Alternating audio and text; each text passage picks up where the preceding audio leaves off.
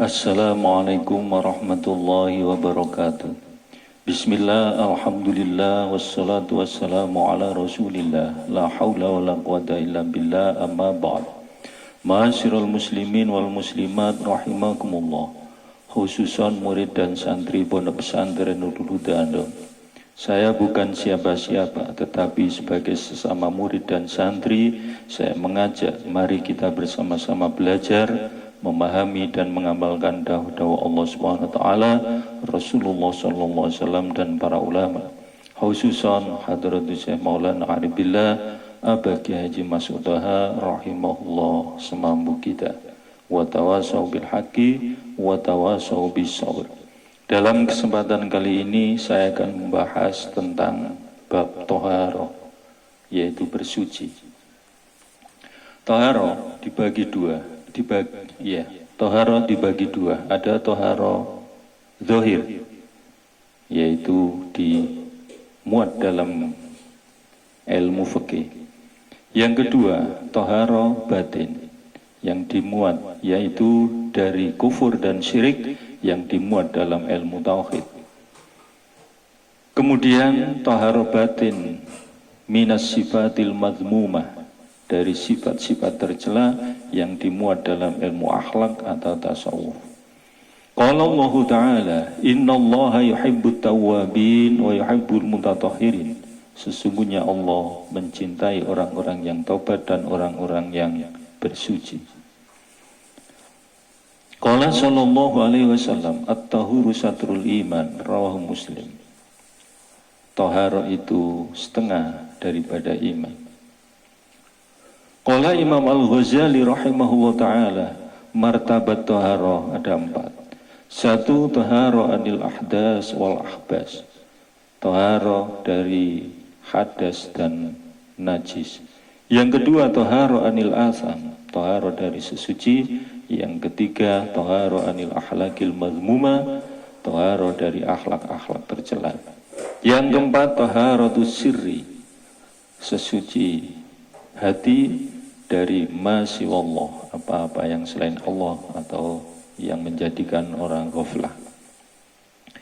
Kemudian bab tahara dibagi dua, ada minal hadas, ada minan najis. Tahara minal hadas, ada hadas asghar, ada hadas akbar. Hadas asghar kecil dengan cara wudu, akbar dengan cara mandi besar. Kemudian najis dibagi 3, ada mukhaffafa ringan, yaitu najisnya bayi laki-laki yang berumur 2 tahun, yang belum berumur 2 tahun dan belum makan apa-apa kecuali ASI. Yang kedua, najis mughalladh, yaitu najisnya anjing atau babi. Cara mencuci najis mukhaffafa cukup disiram dengan air. Cara mencuci najis mughalladh, setelah dibersihkan kemudian dicuci 7 kali dan di antara 7 menggunakan tanah atau debu. Yang ketiga, najis mutawassito dibagi 2, yaitu hukmiyah, yang tidak kelihatan barangnya, maka cukup jariyul ma, mengalirkan air. Yang kedua, najis ainiyah dibagi 2, ada makfu, ada yang tidak makfu. Najis mutawassito yang makfu, rambut bangkai bila sedikit, asap barang najis, najis yang ada pada kaki lalat, bekas najis pada tubuh hewan, kotoran burung kelelawar pada musola-musola yang sulit menjaganya, najis pada mulut ayam setelah minum air, kotoran hewan air, sedikit darah hewan yang tidak mengalir tapi kulitnya najis, darah yang keluar sedikit dari penyakit kulit, sedikitnya darah haid atau mimisannya orang lain, dan lain-lain. Najis yang tidak makfu antara lain kotoran manusia, kotoran hewan, darah, nanah, utah-utahan, minuman yang memabukkan, madhi, wadi, bangkai, susunya hewan yang tidak boleh dimakan dagingnya, bagian yang terpotong dari hewan yang masih hidup. Selanjutnya bab mandi. Fardunya mandi 1, niat nawaitul husla li rafil hadasil akbari fardhu lillahi ta'ala. 2, menghilangkan najis yang ada pada tubuh. Ketika sampainya air ke seluruh tubuh dari ujung rambut sampai ujung kaki. Sunnahnya mandi, 1 istinja, kemudian wudhu, mendahulukan yang kanan, berturut-turut, dan lain-lain. Syaratnya, Islam tamyiz, tidak ada penghalang air pada anggota badan, dan lain-lain. Makruhnya mandi adalah israf, dan lain-lain. Gila. Junubnya hati, yaitu hubud dunia, terlalu mencintai dunia, atau hatinya terlalu melekat dengan dunia. Cara mensucikan dengan air tauhid, dengan air taubat, dengan air ikhlas. Kemudian bab air. Satu, air mutlak, yaitu air yang suci dan bisa untuk sesuci, seperti air sumur, air laut, air sumber, air hujan. 2, air mustakmal, yaitu air sedikit yang tidak dipakai untuk bersuci, yang tidak terkena najis.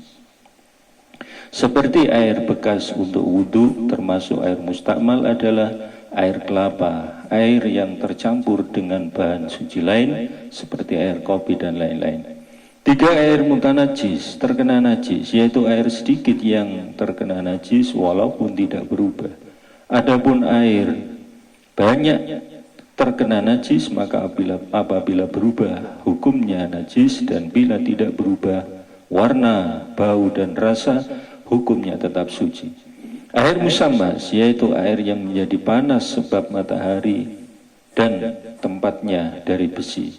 Air itu hukumnya makruh selama masih panas bila digunakan untuk badan sebab mendatangkan mudarat. Air banyak di sini ialah 216 liter ke atas